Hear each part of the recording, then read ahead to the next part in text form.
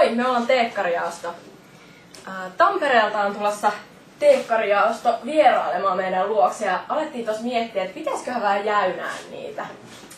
Joo, sitten me saatiin semmoinen idea, että vedetään kaikki bisneskasuaalit niskaan ja selitetään niille, että meillä on täällä aina tällaista, että niinku, semmoinen virallinen meininki ja sitten hallitus tavallaan niinku raportoi meille, että Teekkarijaosto on vähän niinku tämän Lämpimiehen Puja kolmosen ylin organisaatio. Me ollaan väsätty organisaatiokaaviot niille ja kaikki. Mitäs Jukka? Kyllä. Näin, ihan perus. Maanantai-aamuna autos ja pyykit roikkumaan.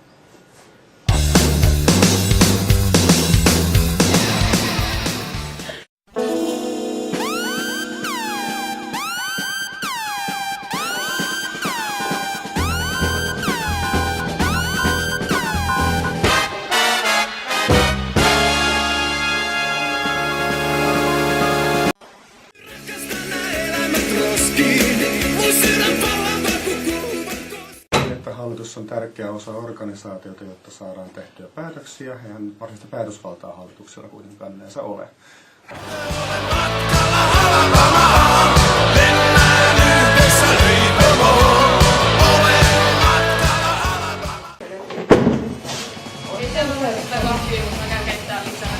Okei, kiitos.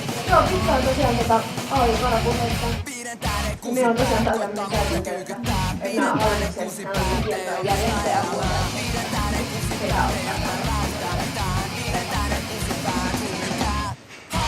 se on vähän niin kuin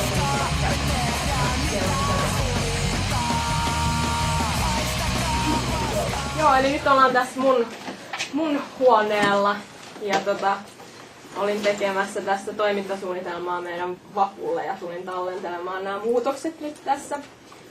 Mutta aika paljon tämmöistä voisi vaikka kertoa nyt tähän mun toimenkuvaan. Eli jos joku ei tiennyt vielä, niin mä oon tosiaan Teekkarijaoston puheenjohtajana nyt tässä toimin. Ja niin, työkuvaan kuuluu aika paljon tämmöisiä pressisten tekoja ja sitten Excelien pyörittely. Tässä on tosiaan meidän hallituksen KV-vastaava Jarno. Jarno hoitelee välillä näitä munkin juoksevia asioita tässä, että meillä on yhteinen työhuone. Mä varasin sulle huomiseksi sen hammaslääkäriä.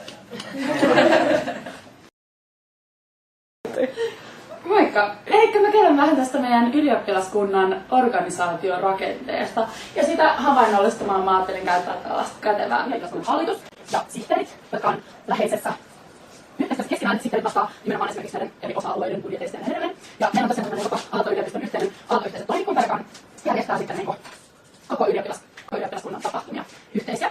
Sitten tosiaan sihteereissä meillä on täällä esimerkiksi kulttuurisihteeri, joka on hyvinkin vastuullisessa asemassa, että on kyllä pääsihteeri, mutta kulttuurisihteeri sitten täällä hoitaa asioita. Ja tietenkin sitten meillä on tämä Teekkarijaosto, joka oikeastaan niin sitten täällä hallituksen kautta sitten tulee kaikki informaatiota, raportoidaan sitten tänne ylöspäin. Ja sitä kautta oikeastaan tulee kanssa kaikista läheisimmästä yhteistyöstä. Ja meillä on silleen tosiaan niin kuin, että Teekkarijaostolla kuitenkin me ajetaan teekkareiden asiaa, eli sitten niin AY:n hallitus sitten niin raportoi tänne meille, ja koska ollaan ihan super uusi ylioppilaskunta ja kaikki on aika lapsen kengissä, me halutaan kehittää tosi paljon toimintaa, niin sitten tässä on tämmönen niinku moi pieni pyörii, eli on semmonen niinku jatkuva feedbackin ympäri kiertäminen ja semmonen, että on semmonen jatkuvan kehittämisen kierto tässä hommassa. Eli niinku yritetään silleen, että vaikka kaikki toiminta on tosi uutta, niin saataisiin niinku kaikki pyörimään ihan älyttömän hyvin heti alusta lähtien.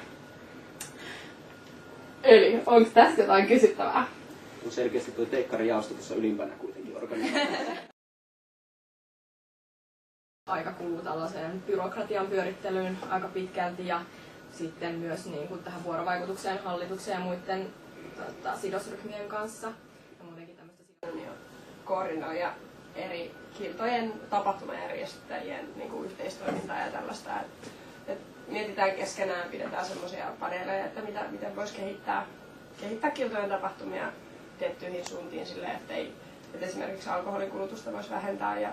Ayo, Captain Jack! Ayo, Captain Jack! Bring me back to the railroad track! Bring me back to the railroad track! Tähän alkuun tällainen yksi idea, jos Jukka saa sen laitettua sieltä päälle.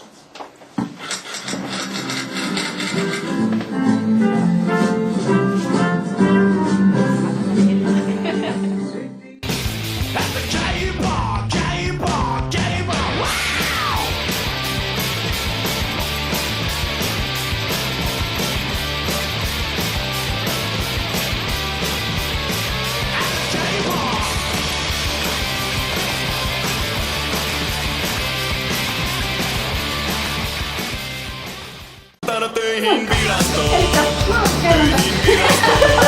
Ei tarvitse.